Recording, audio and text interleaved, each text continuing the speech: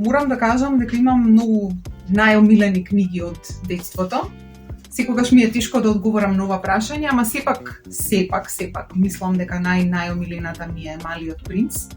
Колку тоа и да звучи како клише и колку и да не ја разбирав кога ја читав како дете, ја имам веројатно препрочитано можеби 10 пати. Така што таа е дефинитивно мојот број 1. А веднаш по неа Алиса во земјата на чудата. Таа ми е исто така една од најомилените, исто така имам препрочитано околу 1000 пати. И ако седам вака да набројувам, сигурно ќе ми текне уште на многу книги. По принцип секогаш сакав некои волшебни приказни.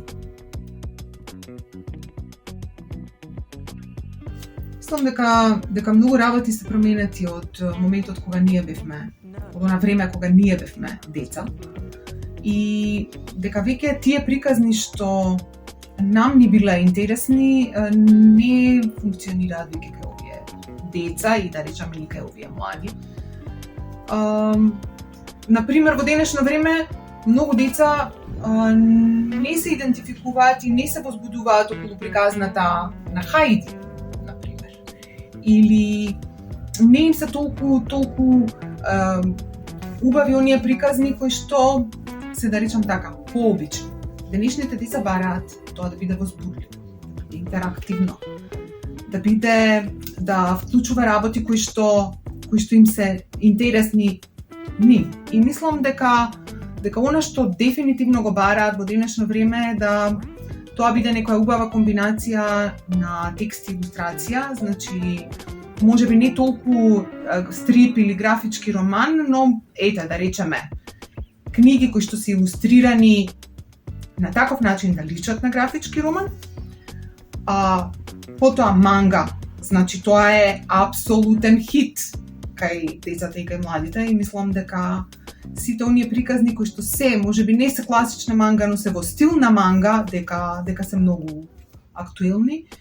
И мислам дека едноставно треба да се научиме што тие сакаат и дека треба да почнеме да ние како автори да произведуваме такви приказни.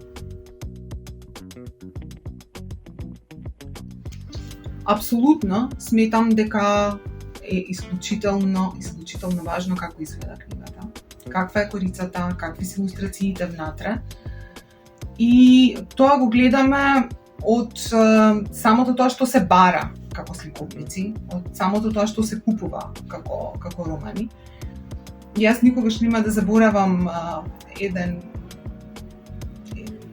настан на кој што Илина Јакимовска извади една лектира, од оние стари лектири со оние стари корици, не знам сега која беше точно, и рече, а во публиката имаше деца, сега децава нека кажат што би избрале, дали оваа книга и ја држи таа лектира со таа ретро корица, или оваа книга и вади книга која што е Minecraft, која што има тврда корица, со златотис, со што не.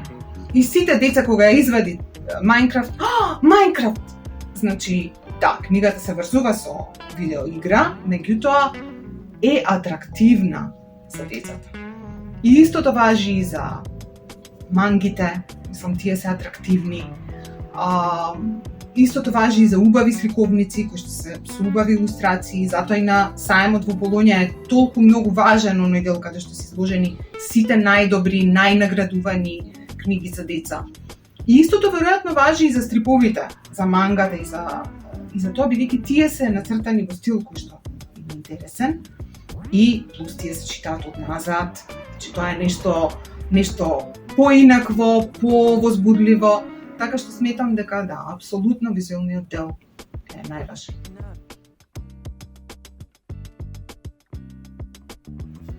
Многу сум среќна што некои работи сериозно почнаа да се менуваат и кај нас во литературата за деца и млади. Тука ќе речам и во домашната продукција пред се, бидејќи излегоа многу интересни нови книги, некои се од да речам реномирани автори кои што сега почнале да пишуваат за деца, некои се од сосема млади автори дебютанти или автори кои што претходно се занимавале со нешто друго, како на пример во случајот со Ваня Костуранов, кој што се занимаваше исклучително со илустрација, потоа почна да создава своји дела, но и преводната литература која што почна да зема многу сериозен замав и имаме цели издавачки куќи кои што почнаа да издаваат многу квалитетна, сериозна литература за деца и млади од автори кои што се светски наградувани, прифатени, нема да речам популарни, бидејќи не се работи за комерцијална, популарна книжевност, туку за квалитетна и да речам уметничка. И мислам дека многу работи се изменја, дека добивме многу квалитетни дела.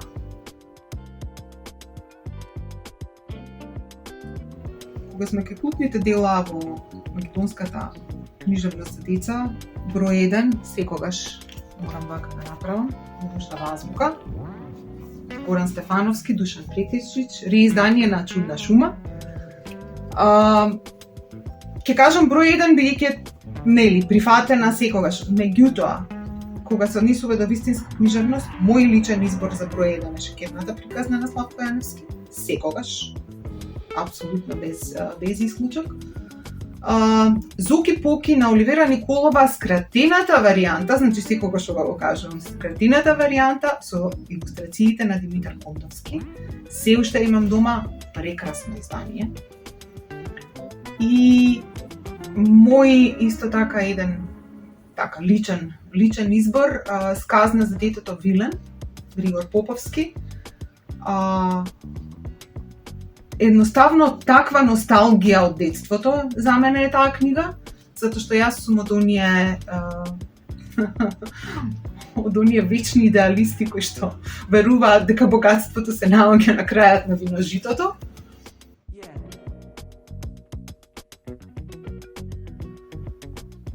Малку е тешко прашање во што сметам за свој најголем успех. Да речеме од авторски аспект, така. Сметам дека се тоа преводите на странските јазици. Пред се на Невидливата куќа, која што ја направивме заедно со Ване Костуранов и која што е веќе преведена во 4 земји, од кои што германското издание на импринтот Dragonfly на Harper Collins, што за мене е многу голем успех, бидејќи таа Harper Collins е еден од 5 најголеми, да речам, глобални издавачи во светот. Книгата ја има во речиси сите книжарници во светот кој што зборува на германски јазик, и во сите онлайн книжарници. И сметам дека е дефинитивно најголем успех, меѓутоа и другите преводи, например Звезда, мрак и суштиствата од Страшкоград, илустраниот роман што го правевме со Нита Муча, е веќе преведена на германски, а се преведува и на хрватски. Мојот прв роман за возрастни 9 приказни за госпогица Сите, преведен на српски и на украински, се подготвува германското издание. Значи некако сметам дека е најважно за еден автор да излезе надвор од рамките на својата земја.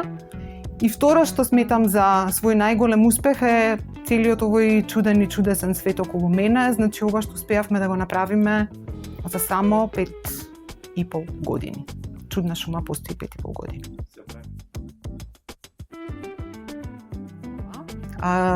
Чудна шума настана многу чудно и чудесно. Настана така што јас решив дека никој повеќе нема да ги издава моите книги, освен јас самата. Од проста причина што не сакав веќе да правам никакви компромиси во однос на тоа што го создавам како автор и во однос на квалитетот на тоа што излегува од печатница. Но потоа некако целата таа приказна се расшири и така издаваштвото Чудна шума заживеа. Издаваштвото се занимава, да речеме, 80% со литература за деца и млади, некои 20% со литература за возрастни. Сега тој сооднос малку ќе се менува. Сакаме да промовираме наши автори, но мислам дека во следниот период исто така малку и тој баланс ќе се промени, значи ќе имаме повеќе преводна литература, не толку многу домашни автори. Тоа е што се однесува до издаваштвото, а во последнава година еве успеавме да го направиме ова место, тоа е книжарницата Чудна шума. Во неа освен нашите изданија може да се најде се во смисла на книги од сите издавачи, уметнички материјали, училишен прибор и исто така она на што многу се гордеаме, што сакаме да го градиме во книжарницата е да форсираме домашни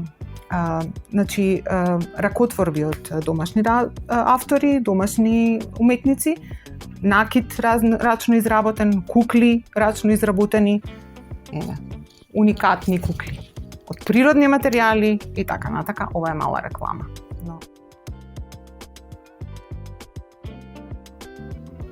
Кои 3 книги мора да ги прочита секое дете?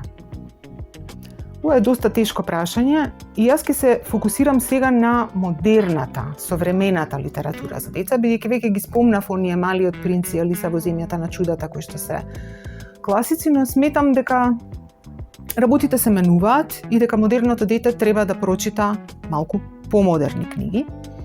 Број 1, што мислам дека секој дете треба да го прочита, тоа е Хари Потер серијалот.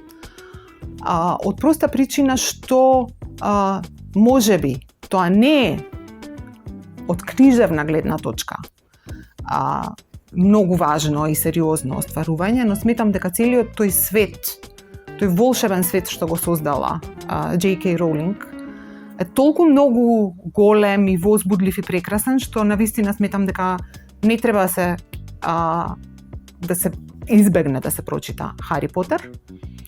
Под број 2 ќе речам Кейт Ди Камило, Флора и Улис. Ја имаме и кај нас во издание на Арс Ламина. Ја има и во Чудна шума. Прекрасна книга, која што обработува многу интересни теми. И третата, а за мене број 1 на сите времиња, тоа е, апсолутно е број 1 на сите времиња, тоа е книга за гробиштата на Нил Гейман, во издание на 3. Тоа е книгата што јас би сакала да ја напишам. Или нешто од тој тип.